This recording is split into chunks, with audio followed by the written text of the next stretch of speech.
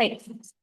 I am super excited to be here. I was telling the organizers earlier that really the last time I was at MUSC in a professional capacity, I was running the valet for the Cancer Center and then later over at Roper. So I'm pretty familiar with the parking garages and everything. But I'm also really excited to be here in this capacity to be invited because the Waring Historical Library was one of my research locations, and they had such a wealth of knowledge in there. And I don't know if they still have it. They had the birthing stool in there, that ancient birthing stool. It's really just a neat little library.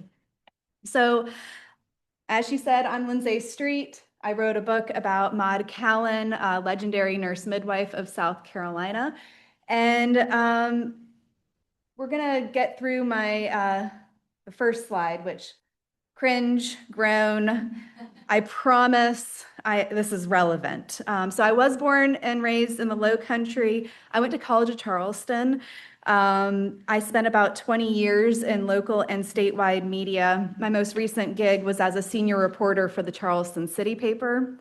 Since 2015, I've been working with my husband on a small homestead in Berkeley County, and since 2017, I've been working on motherhood. And since about 2022, I've been working on nonfiction projects, mostly focused on stories that are on the verge of getting lost or haven't been told. So the reason why this is relevant is that motherhood is actually how I came to write Maude Callen's story. She, like the title says, she's a nurse midwife for the last 20 years working in Berkeley County. Her name comes up again and again, and usually someone is referencing the building falling down, or someone is referencing her as an angel or a saint. And I didn't start questioning who she was until I was pregnant with my second. And with my first, you're reaching for all the what to expect when you're expecting books when you're a first-time mom. And by the time I got to my second child, I kind of knew what to expect. And so I was like looking for midwife narratives and really what had happened over the 20th century, the changes in midwifery reform. And I was very interested in that. And so I reached for Maude Callen's biography because, of course, it's there. And it wasn't. And so I actually brought the idea up to my certified midwife. I said, "Is this a good idea for a book?" And she said, "Well, if you don't do it, who else is?" So I started with that in mind, and just days after my second was born, I began researching this book, which was released in February of this year. So that leads me to my next slide. Disclaimer. Hold on.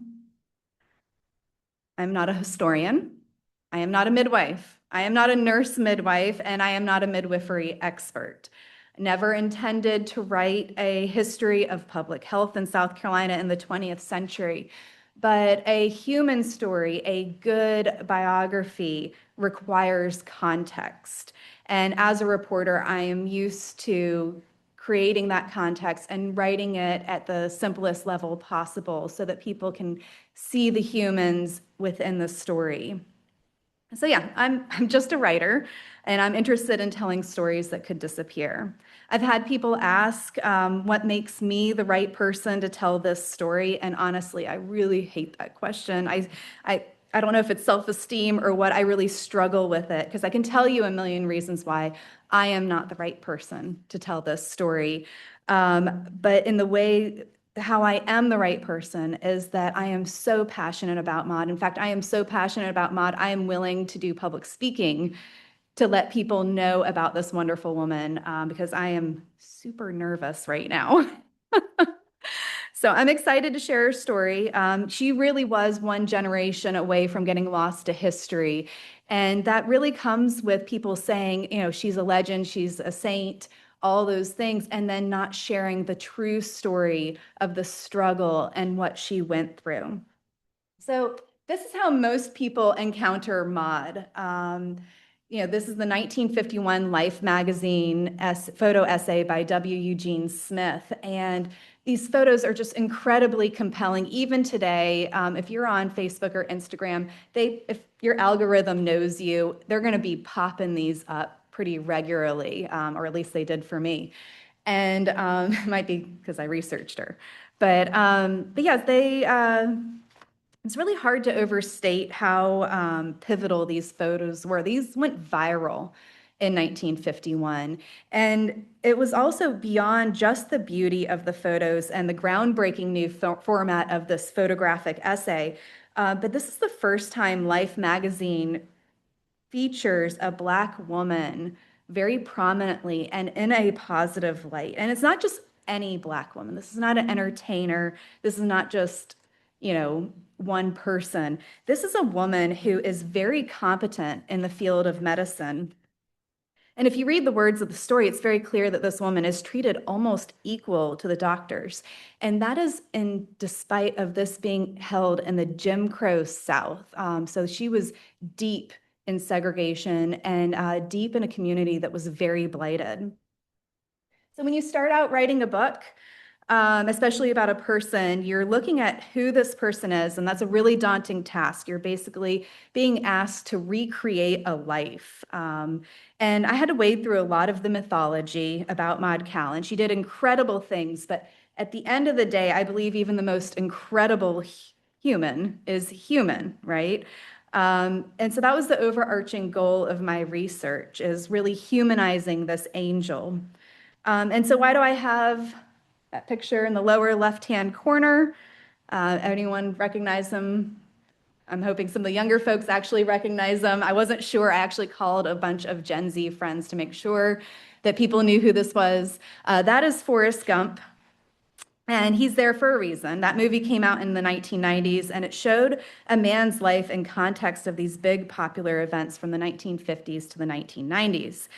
And I like to think of Maude Callen as basically Forrest Gump for public health and midwifery in the 20th century, only she doesn't go from the 1950s to the 1990s. She literally starts out in the early 1900s as a young girl all the way up to 1990, and she follows these huge, drastic changes in the way our society gives birth to children and public health.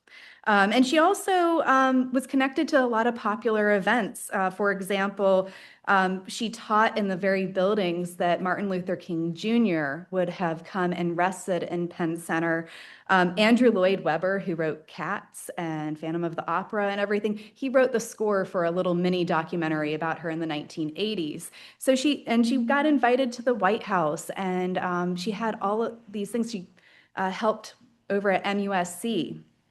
She was connected to so many things. So we're going to just sort of do a brief biography of her. What do I need to do? Click the screen. Click the screen. Thank you. Oh, I did it. Okay. So early life, things are really bleak in the late 1800s to early 1900s for birthing outcomes in the United States. We knew back then we were in trouble, especially in the American South, and especially among people of color who did not have access to proper sanitation, proper nutrition. Our health outcomes were what you would expect for a shatter zone people. The American South was one generation out of slavery, and they had lost so much of their knowledge in taking care of mothers and babies. But at the same time, we see this rise of the Black medical professional, and despite them being hampered sorely by access to education. And one of the beneficiaries of those early Black medical professionals was Maude. She was born Maude Daniels in Quincy, Florida. You can see, this is the tobacco market of Quincy, Florida. And her grandmother was an enslaved midwife, and her uncle became one of the first Black doctors in Florida. His name was Dr. William Gunn, and despite having a doctor brother and a mother midwife, Maude's own mother dies from complications of pregnancy and childbirth right around 1906. She had, from Maude's own accounts, 13 pregnancies and births, all girls, and only 3 ended up surviving. Maude is the middle of those 3 survivors. And excuse me. And that's not an anomaly. I mean, that 10 babies dead and her own mother dead, that's not an anomaly in the American South, especially among Black communities. In 1916, for example, 185 Black babies die per 1,000 live births. And in about 1913, 15,000 women died in childbirth. In the early 1900s, midwives are catching about 90% of the babies, and potentially up to 100% around the South. But really, according to historians, birth at that time is no better hospital or at home. The rates are just atrocious everywhere. And before Maude's mother dies, the medical community is already eyeing reform and changes for the midwives. Some doctors are openly saying that they want to put them out of business. In fact, The Waring has one of these articles by a Black doctor at the time, I think it came out in 1899, where he writes an editorial basically saying, the midwives are killing as many babies as they please. So after her mother dies, Maude's father is still living, but her two sisters go live elsewhere, and Maude goes to live with her doctor uncle in Tallahassee, which is fortuitous for Maude because now she can actually pave a pathway to nursing. She sets her eyes on the prize. She goes from schooling in Tallahassee into Savannah, where she finishes her nursing education. All the while, and I can't overstate this enough, she is very active in the Episcopal Church. And in fact, you can see her picture in her little midwife uniform or her nursing uniform for the missionary there, because that's how she's going to enter her nursing career as a missionary nurse. So right around the same time, we see a pivotal federal act that is going to alter Maude's life for decades to come. Shortly after women's suffrage, women get the right to vote. Surprise, surprise, lawmakers are suddenly very interested in the high rates of maternal and infant deaths. They passed something called the Shepard-Towner Act, which is really seen as one of the first public health investments on the federal level. And it gives states an opportunity to use funds to bring down rates of maternal and infant deaths. South Carolina is one of the southern states that really starts investing in local public health departments. And those public health departments then invest and give oversight to the women who are already in the community, the midwives. And in the 1920s, the state requires these midwives to start registering. They have to start reporting to the doctors at the public health department. And they really use these women, and you'll see later, as boots on the ground to spot infectious diseases, because they're going into these women's homes and they're seeing somebody sick with tuberculosis, or, let's give everyone a typhoid shot when those become available. So Maude is approached by someone with the Episcopal Church, and they say, there's no other nurse that can do this except for you. We need you in Berkeley County, South Carolina. This is an incredibly blighted community. And I can't overstate enough that she was coming from this affluence in high Black society in the 1920s. And she's about to go from electricity and running water and going to fancy parties. And she's about to be dropped into it's worse than a third world country. These people are living in absolute poverty. So Maude ends up going to Pineville. She takes the train from downtown Charleston to St. Stephen and takes a mule wagon into Pineville. And it's a tough place, and it will be for the next 30 to 40 years. Even by the 1950s, when Life magazine gets there, there is still very few homes without electricity. And when Maude gets there, she has to dig her own well. She has to finish building her own house. Her husband, Dick Callen, so she goes from Maude Daniels to Dick Callen, he ends up working at the U.S. Custom House in Charleston, and he basically stays there. From accounts from his family, he did not want to be at the mission. The conditions were so rough. He didn't want to be there, but Maude just puts the pedal to the metal and goes all in. And one of the first things that she notices is that there is a basic lack of nutritional information. People are dying from very preventable diseases, not number one of which, but one of which being pellagra, which is a niacin deficiency. And she notices they're just boiling and roasting corn and eating it. And why corn? Does anyone have any guess on why corn? So the cotton boll weevil had already come through and basically decimated those crops. This was an impoverished community to begin with. These were sharecroppers, and they began growing corn because of another piece of federal legislation, prohibition. And so they started supplying Al Capone and all of those people who were making moonshine in the hellhole swamp. And when you have corn in your backyard and you cannot afford eggs and you cannot afford meat and you cannot afford any of those things that provide B12, guess what? You are eating corn. And so she started nutrition classes, and she also then starts holding the county's first ever prenatal clinic. She begins helping local midwives comply with new state regulations. And she's doing all of this with very little funds, like it's missionary work, right? She does this with very few supplies. In fact, she sees one man who is having probably a stroke. She doesn't even have a way to take his blood pressure in the early 1920s. And she basically tells him, I don't know, take some salts and go see a doctor when you can. It's very hard living. So this man, I should probably point out, so we have a high rate of stillbirths, high rate of infant deaths. This is all with like 22,000 people in Berkeley County. That number of the 3,300 cases of pellagra, that's for the state as the whole, and that's just the ones that they know about, right? That's only going to be a tiny fraction of people who are suffering from this. And that's the, diarrhea, dementia, and death thing, and you get the open sores. It's pretty horrific. So this man in the lower right-hand corner is Dr. William K. Fishburne, and he starts hearing about this plucky missionary in Pineville, and he is the one who comes to form the public health department in Berkeley County, and he helps create the hospital there, and he needs Maude on his team because this is like I said, a very hardworking environment.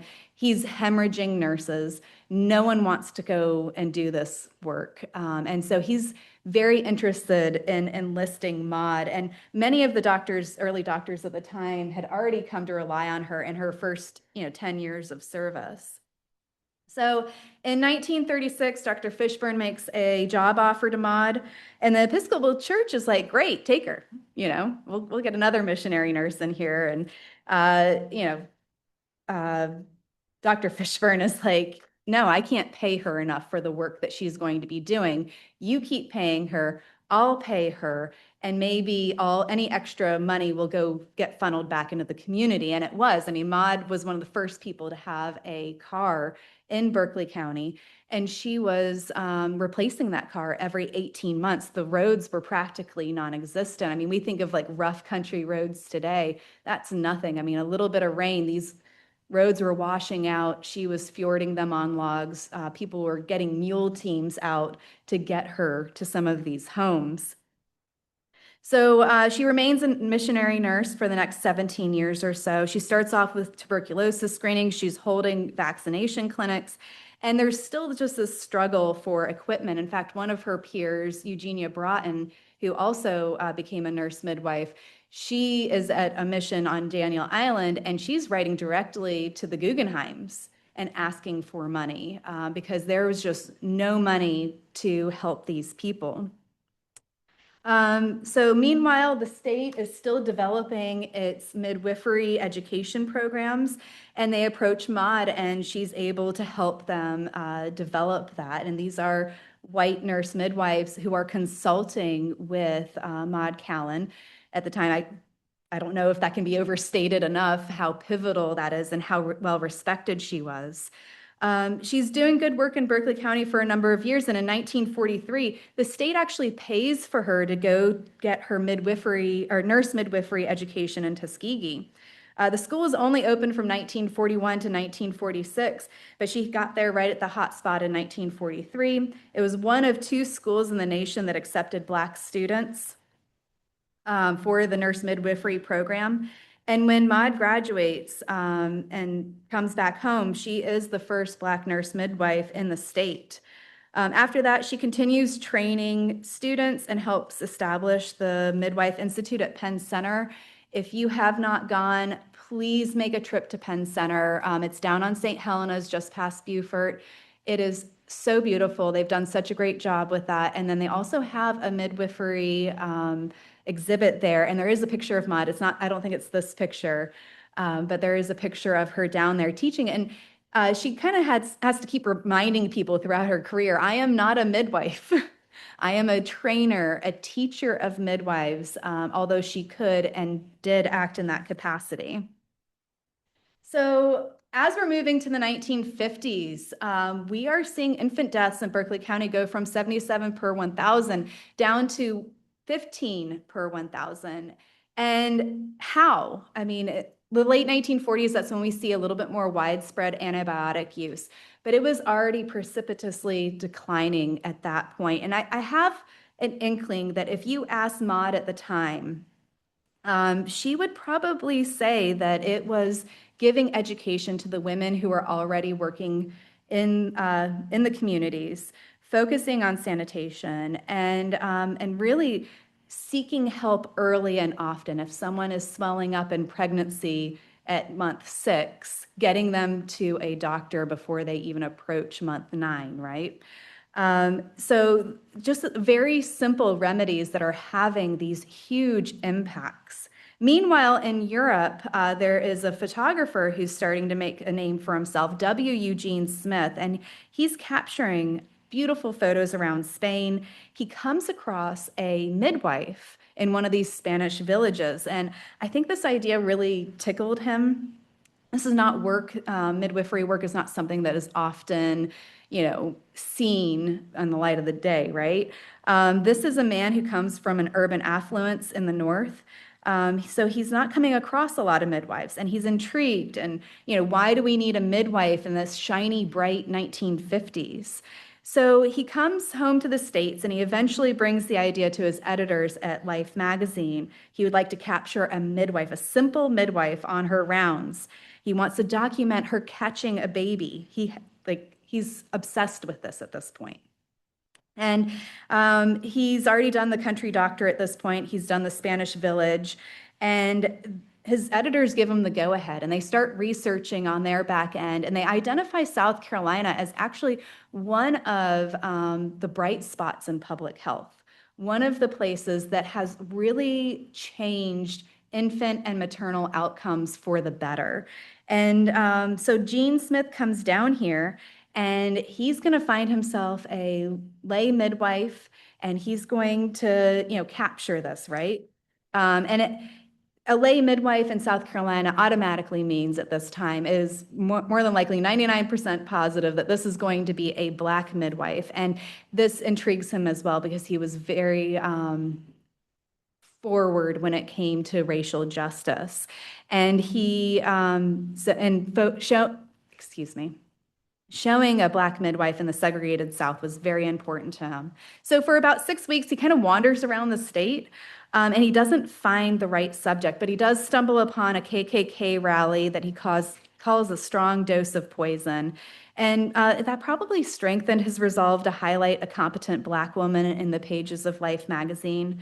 He keeps hearing Maude Callen's name when the doctors are talking, keeps hearing her name when state authorities are talking. And perhaps he didn't jump on her right away as a subject because she isn't a lay midwife. But when he meets her, he changes his mind. It appears he meets her down at the Midwife Institute in Penn Center, and he begins following her. And they follow her along with his assistant, Bernie Schoenfield, for about 6 weeks, capturing some of the most incredible footage that's still remembered as Gene Smith's most iconic photos. Gene also brought a recorder, and for the next 13 years recorded multiple conversations with Maude, all that helped in my research. His photos and conversations show a medical professional deeply embedded in the community, but also straddling the two worlds of the Jim Crow South. And these two photos here that he took that appear in the essay, that's Annabelle Fuller with the cut line of accident case. And that's actually her father, Frank McCrae, who's crying at Maude Callen's touch.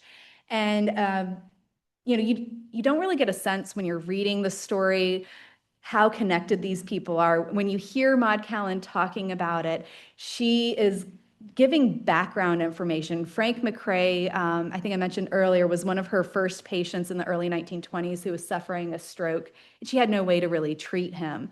And he ends up suffering lifelong paralysis, and that's 30 years later. Annabelle Fuller is brought to Maude is brought out to an accident months before the photographers come in and pulls Annabelle out of the wreckage of a truck that has killed the driver. She has a compound fracture. She's bleeding, and it's one of the scenes in the book. But I'm going to read do we have time for me to read a passage? Probably not. Yeah? Okay. All right. So this is the dying baby photo sequence. And I tend to read from this passage a lot during events. And the whole reason is because it shows Maude straddling these worlds, Maude straddling the expectations, and also shows how she's working within the community. And so without further ado, since I know we're short on time, I will go into this. Two women brought a baby hot with fever to Maude's doorstep that July. Maude confirmed the baby girl was too hot and too dehydrated to treat at her house. The baby needed a blood transfusion, and that was a 27-mile car ride away in Monk's Corner. Jean and Bernie followed behind as Maude drove with the child and the child's aunt and mother. Maude always drove as fast as the road could carry them, never caring if she left the photographers in the dust. Transfusions weren't a new tool for Maude or the rest of the medical community in 1951. It was a procedure born in the 19th century that was perfected through scientific advancement of the early 20th century in the battlefields of World War II. But 1951 was only the second year this Black baby could access blood from donors not of her own skin color under Red Cross regulations. In South Carolina, however, her access remained limited by race. In other southern states like Arkansas and Louisiana, state laws prohibited blood crossing racial lines until 1960s and 1970s. Maude wasn't allowed to administer transfusions, although she could and did under her supervisor, Dr. William Kershaw Fishburne. There were two reasons for that technicality. First, transfusions were the realm of doctors. And second, Jim Crow kept white and Black lives as separate as possible, even within a hospital. Maude was no longer a nurse once she walked through the hospital doors. It was the same for the county's first and only Black physician at the time, Dr. Walter Evans.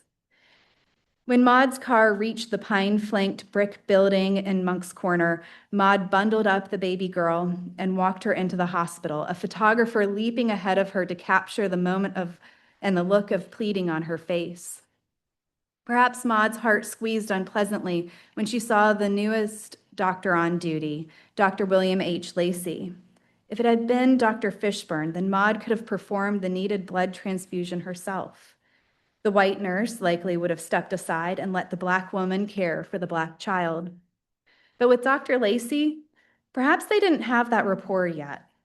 Dr. Lacey, 41, had been in private practice near the health department in town for the last 6 years and had a reputation similar to Maude's for delivering babies from both Black and white families and accepting chicken eggs, hogs, and produce as payment.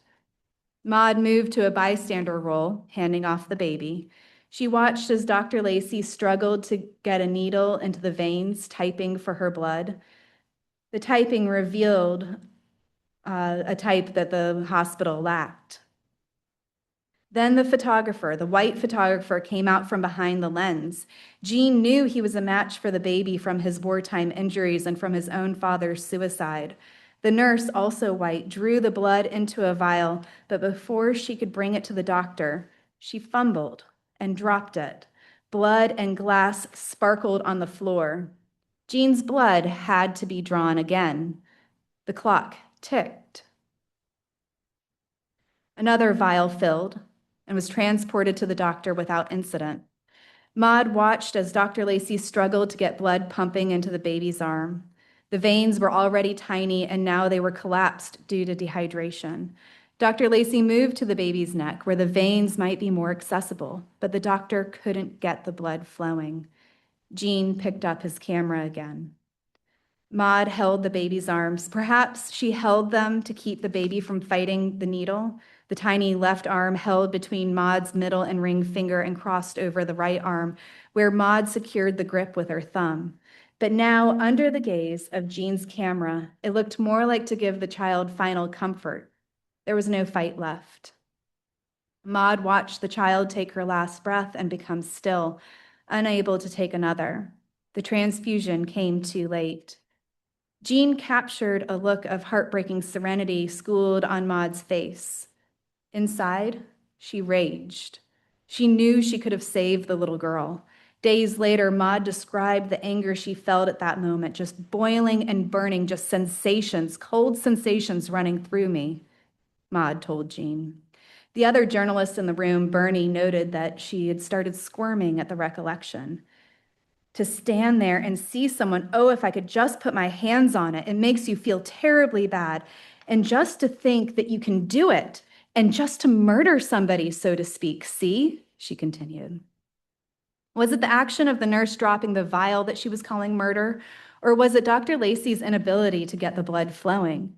The transcripts don't provide an answer. Jean's memoir later blamed the nurse for intentionally dropping the blood that would have saved a Black life. The published two photo sequence is perhaps the most disturbing of Life magazine's photographs of Maude Callen. Here is a life Maude was unable to save. One thing in the transcripts and in the book that comes out of this scene is that there's also, Maude does not blame the patients. They clearly waited too long, right? This baby girl was sick for a while, but she doesn't ever blame her patients when they decline treatment, when they decide to do something else, when they go to the root doctor for tuberculosis, which there's a scene in there about that. But she never blames her patients. Her anger is almost exclusively, if she does show anger, it's always at the system that bungles the care of her patients when they do actually seek care. So toward the end of the photographers following her, they become friendly, and the photographers really see this lack of infrastructure being a problem for Maude and doing the work that she does. And in fact, they end up writing in a cut line that Maude Callen dreams of having her very own clinic, which is not how you typically write a cut line. And they knew this. They had to push their editors so that they included it in there. And Life magazine readers respond. They see this. This comes out in the Christmas edition of Life magazine, and people all over the world begin sending in donations, everything from 2 cents to a dentist chair. I don't know why a dentist chair, but it sticks out in my head. There was a dentist chair, 2 cents and a dentist chair. All told, she raises $27,000, and that's about $325,000 in today's money. And the clinic she built, it's this very basic white cinder block building. It opened in 1953, and just a couple years ago, it got National Register of Historic Places status. It got listed. And if you feel like taking a day trip, because it will take you all day, Pineville is still very much so. I have it in my afterword where I get lost out in Pineville. It's a very real possibility. If you want to take a day trip, it's worth seeing it. Reach out to the church ahead of time, and they will allow you to go on the inside. They have refurbished it. There was a while where it was falling down, but they have worked very hard to repair that. It's wonderful work. So midwifery is still changing after the 1950s. Public health funds were already dwindling by the time Jean Smith comes to Berkeley County, but they kind of get an infusion based off of this very viral photo essay. But then the state is like, no one really cares about public health. And so they start cutting it back. In fact, Leon Banov, who was the longtime Charleston County public health director, he writes, he actually talks with Gene Smith, and he says, he would rather let people slap their mosquitoes than cut anything when it comes to children and midwifery and investing in maternal outcomes. But the funds keep dwindling down. And in fact, we see kind of a concerted effort to shut down lay midwifery as it exists and really push for nurse midwives and more of a hospitalized version of birth. And Berkeley County is kind of a holdout, even in the 1960s, you see people, or you see Maude still meeting with the midwives, and they're having their meetings. And I really love this quote that is in the bottom right hand of the screen, where she's kind of telling her midwives, mind your P's and Q's, keep to the regulations. Your patients have more confidence in you than they do in their doctor. They're going to tell you more than what they're going to tell the doctor. And I feel like that's a very truism. The more time you spend with patients, the more they're going to end up telling you and the more you can glean from them.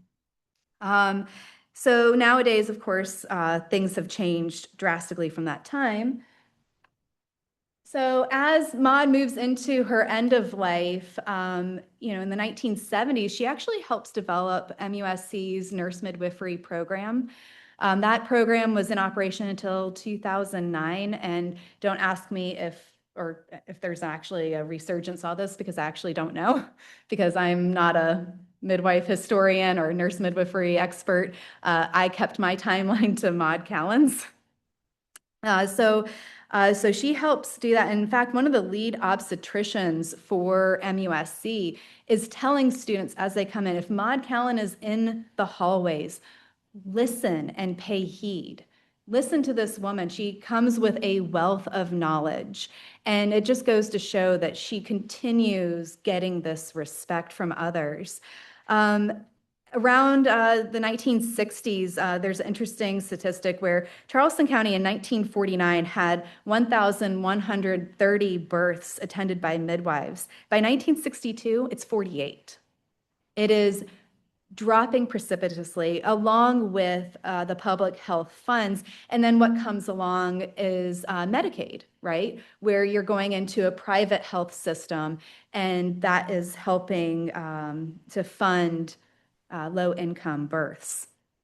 So she retires in the 1970s, but her work continues. She actually continues to work on nutrition. Her clinic becomes a place for seniors to get good nutrition, good food.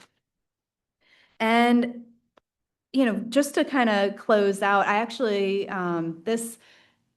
this line, "She lives through us," is a line that I typically inscribe on the books that, when I sell a book and I sign it for people, I write that, and I firmly believe that, because all of us can see ourselves in Maude. All of us can find inspiration in her. And I know I read a very sad passage, but like Jean, I believe that her story is an inspiring story. It is a story that can help us all see the world in a different place. And the core of, I think, Maude's medical message is this boots on the ground, living among her flock.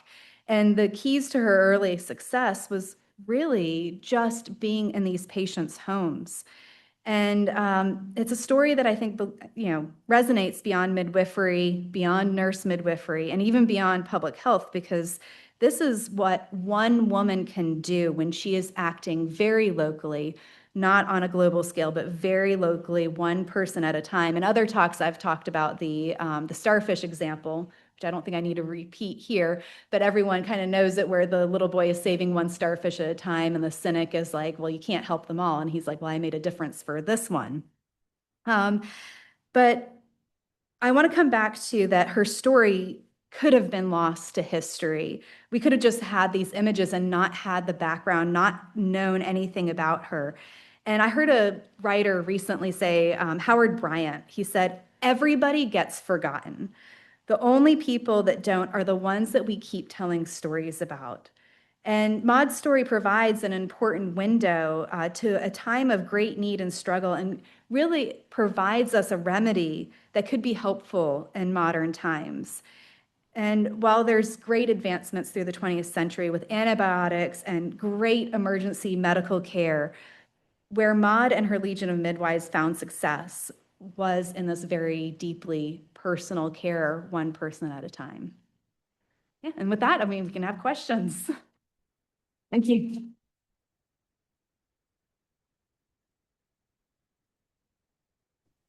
Did I keep good on my time? Yeah. Okay. On my time? Yeah. Okay. Yeah. Lindsay, Robert Ball here. Can you hear me? Yes, sir. Yes, sir. Great talk. I just sent a chat and note that pellagra is the 3 Ds of pellagra are diarrhea, dementia, and dermatitis. Death is uncommon. Death was uncommon. shoot. It occurs, Ah, but uncommon. I swear I got And it right in the book. Past president. I swear I got it right in the book.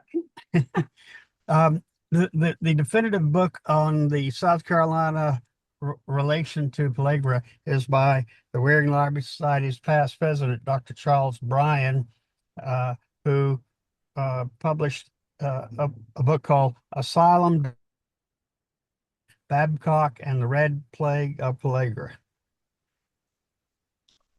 Thank you. I will go check that out. Maybe Thank after you. this talk. I will go check that out. Maybe after this talk. Right. And of note, Maude also worked with Dr. Walter Evans, who has a road in Berkeley County named after him, Dr. Evans Road. And he was the first Black doctor in Berkeley County caring for Blacks and whites and delivering babies and, yes, using midwives before they became popular. So thank you for that. Thank you, sir. Thank you, sir. Great. We're gonna take a couple questions from the live audience. Take a couple questions So, from the live let me audience. make sure everyone is muted, So, please. And, okay. You're going to hear yourself because that's what There we I go. was hearing. Okay, so yeah, go ahead, please. First of all, really thank you so much for highlighting this amazing midwife. And I am just so, oh my gosh, I'm really impressed that this happened during Jim Crow. So in this, I know there are many stories about this that just don't get told. So thank you for talking about her. But I'm wondering about these awards that she got. Did she get them during her lifetime or was this afterwards?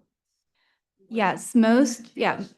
Oh, so the question is, was she awarded during her lifetime for the most part? And yes. Oh, You can back off. Yeah, you don't have to speak directly into it. I'm sorry. It's okay. Go. Help me. You're good. You're good. You're good. You stood, you're Okay. right there. Yeah. Okay, I'm going to stand back here. So yes, the question is, did she receive some of these awards in her lifetime? And yes, a majority of the awards she actually received. There she's holding the J. Sims Award for public service in the 1970s, very 1970s wig and glasses. I love it. And there she is at the podium for Clemson receiving her honorary doctorate. And she also got an honorary doctorate from MUSC. And the whole time, I mean, Maude was an incredibly humble person. And she was like, I don't see what the fuss is all about. And she really just, she says that she didn't enjoy it, but I think some part of her did because she would get very dressed up and, go to these events. And in fact, I've got a great scene of her in the 1980s when she receives the United Way Alex de Tocqueville Award.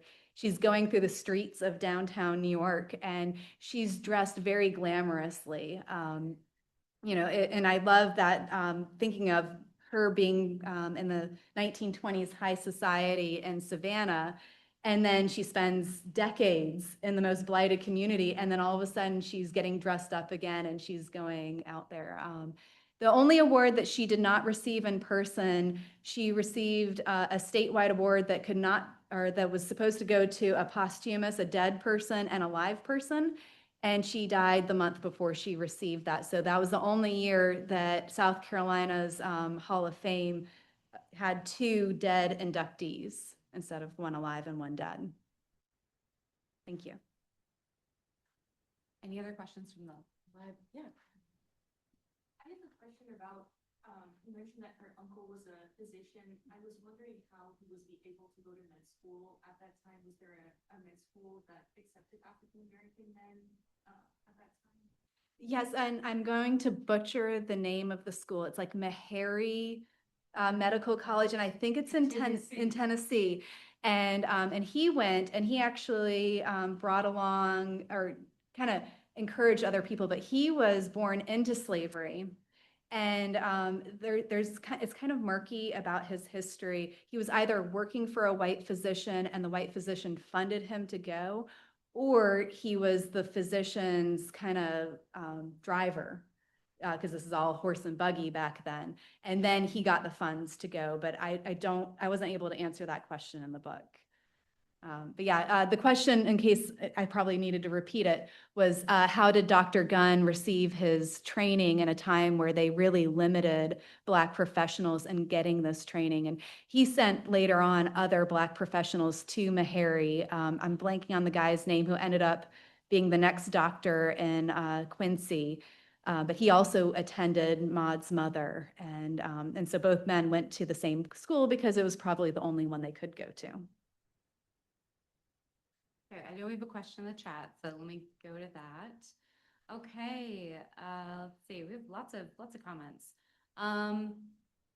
Okay, so James Tolley asks, is there a list of the women who worked with her in Berkeley County?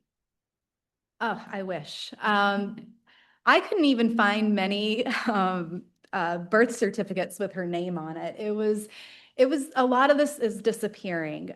Now, the Williamsburg Historical Society out in Kingstree actually has a lot of these midwife registration cards, and some of them list Maude Callen as the teacher because she had to sign off once they went to the Midwife Institute if they've been attending their regular meetings. And so there are places, but it is not easy to find. There was, hundreds of these women who worked with Maude Callen, and many of them are not still alive. When I spoke to people in Pineville, these were young children when Maude Callen was already old, essentially. These are people who are in their 80s, and they saw her as the woman who gave them the shot. And a funny story about Maude. Maude was notoriously strict with her patients. She was very loving and very kind, but she was not a overly friendly, kind person in person. So if a kid would start crying about getting a vaccine, she'd say, "Well, you want me to stick it in your tongue?" And the kids, "Well, no, thank you." And they'll take it in the arm. Right. So she made a name for herself. Oh no, I did it again. Okay. Here, I will turn that down a little bit. Okay. Okay. So another question that we have here. What role do you see for midwives in South Carolina today, given our sad state of maternal health in South Carolina? I see you, Sharon. Sharon's been to another one of my events, at least one other.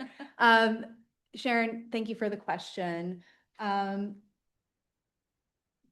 Callen was asked the question of what she saw for the future, and it wasn't posed as future for midwifery, and it wasn't posed as future for public health, but it was kind of like, what do you see for the future of healthcare in general? And she was asked this question in the 1980s, and she said, "I think we'll pull through." And I think that shows a general optimism that she had, that things are always going to be working for the better. I hope that people got a sense from my talk that there's kind of this friction since the late 1800s between the medical profession and midwives at times. I am a woman who chose home birth, who worked with midwives who were under the supervision of a doctor. And I believe very strongly that women should birth where they're most comfortable. And if that's a hospital, great. Options are important, right? And I think as we trend upward, we will pull through as long as we're keeping options available for women. And yes, in our state, continually certified midwife regulations, women being able to birth where they feel comfortable is constantly coming up. And I think the important thing is just like a story. Me having a different opinion from you is not going to change your opinion, right? But if I tell you a story and I tell you why you should care, hopefully that creates more of a dialogue. And I hope that that's what another thing that Maude Callen's story does, is that, you know, makes people feel less like there's friction between midwives and doctors, because I feel like they can work. I don't want to say hand in glove because that sounds kind of gross, but like they can work in synergistic fashion.